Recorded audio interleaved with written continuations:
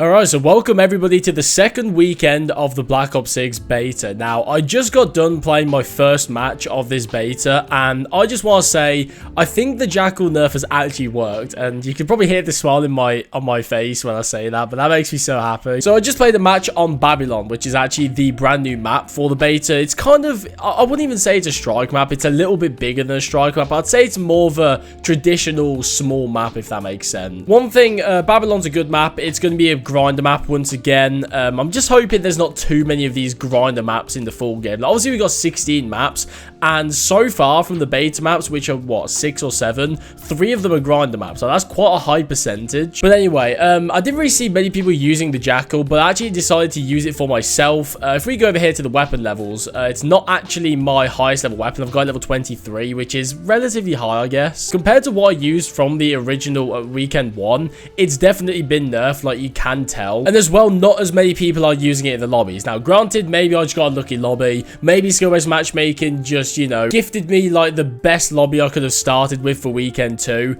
But from what I can tell so far, the Jackal PDW Nerf has worked. Although when I did launch YouTube, I think an hour or two ago, I did see a Jackal best class setup for weekend 2. So I don't know. But like I say, I actually used the Jackal. I didn't see too many other people using it. I saw more people using the MP5, actually, the C9, and it actually seems fairly strong. It's probably going to be the new Jackal, to be honest. And the good thing about Babylon is that it's a close quarters map, but you also have the longer sight lines as well. It sort of reminds me of Gala in that sense, but not as long as Gala.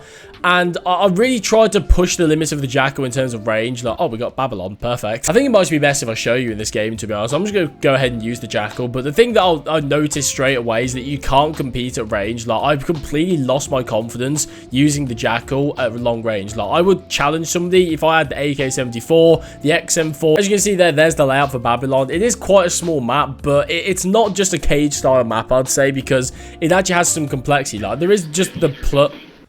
Do you fucking mind? It would help if I could hit my fucking shots. I mean, there's a great example right there, how the C9 is just better than the Jackal now. But apparently that's not a new thing. Apparently the C9 was always better at closer ranges, but the thing that...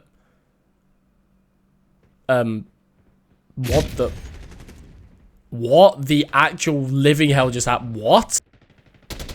What? That is just not what happened on my screen. Okay. Did he... Wait. That's the guy that I just killed and he spawned there. What the fuck? Okay, so they don't seem to have fixed spawns. And he's just... I mean, if my aim was better. What the fuck are these spawns, really? What was... What? What was that? Bro's moving like a serpent. Did you see that? No. No. No. Get out from the fucking catacombs. What are you doing under here? But the point I'm trying to make with this video is that I think the reign of the Jackal PDW has come to an end. It's probably going to be replaced by the C9, if I'm being honest. But I think the C9 seems like it's in a decent place at the moment, because the main thing that the Jackal outclassed it with was the range. And I don't think the range is as crazy on the C9. That was kind of like the selling point of the Jackal, was that you can kind of do anything better than anything, really. Seems like everybody's just going to vote Babylon. And to be honest, I don't blame them in this instance. I mean, Rewind is just a mind-boggling map. I don't know who came up with that design, but fair play, because you must have been on crack or something. It's just a weirdly designed map. Like, it's one of those funky design maps, like, I don't know, like Border Crossing from Modern Warfare 2, where it just doesn't really make sense. It doesn't really follow any logic of previous games or map designs. They just sort of thought, fuck it, let's just add some buses on a street. Like, let's just put some random things in the road. Let's put a burger joint on the other side of the map. Like, it was, they just had no thought process making that map. They just thought, let's just put some random shit together and see what happens. On the back of that, though, map design in this game does have me a little worried. I mean, I'm genuinely worried that there's going to be more maps like Rewind, like Scud, where they're not 3 lanes. They don't really have a design. Oh, I forgot to mention as well, obviously the level caps have raised to level 30, and I think we've got 2 brand new guns in the beta at the moment. One of them is a brand new SMG called the Tanto 22 or something or other, and the other one is some kind of like DMR or marksman rifle or whatever the SWAT is. I don't really know what that class of weapon is, to be honest. thought that was someone just like abusing Omni movement, but no, that was just a body. Yeah, I'm out, man. Jesus Christ. We are getting absolutely smoked right now. They've got a helicopter above us just gunning us down. These kids are just, nah. Those guys are sweaty. Oh my God. I mean, I really like this game. I think it's going to be a lot of fun. The movement is fun. But when people, turn the dial up to 11 and try hard, oh God, it's going to be rough. I think that's the one thing that's really concerning with this game, and with the skill-based matchmaking thing, obviously, as well. I mean, skill-based matchmaking is no different in this game compared to the previous 5 COD games since Modern Warfare 20. Jesus, there's been 5 COD games since Modern Warfare 20. That's crazy. But yeah, the skill-based matchmaking in this game is no different to these previous COD games. So when it gets sweaty, when you've been on a good roll and you get the tryhards, it's just not going to be fun. And I know Activision can sit here and, put out these polls that say, oh, well, most people actually don't mind skill-based matchmaking or whatever. That's just a load of fucking baloney, that is. I guarantee those results they got from that poll, I don't know where they got it from or if they even announced it, but if they didn't announce it, I guarantee it's the little polls at the end of games where they say, did you have fun in that previous match? And I'll tell you, right, from my personal experience,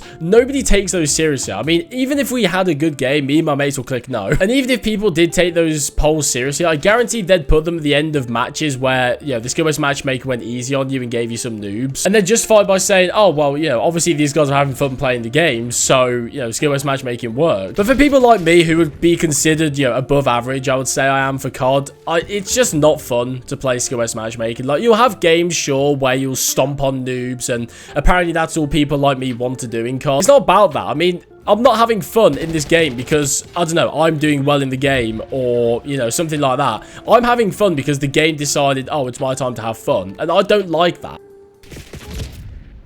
What the actual living fuck are you doing? Oh, for God's sake, man. The amount I've talked about people not really sitting in corners because of Omni movement.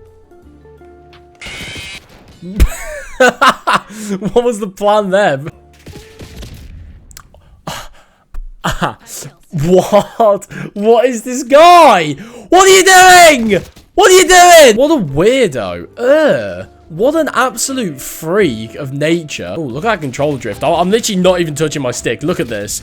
This controller, I swear to God, is no more than 2 months old. And look at the controller drift there. That is fucking wild. Elite controllers, man. If you ever want a reason to not buy it, there you go. This thing is, I swear to God, no more than 2 months old. I think it's about a month old, and it's doing that. We got an Omni mover here. This is just...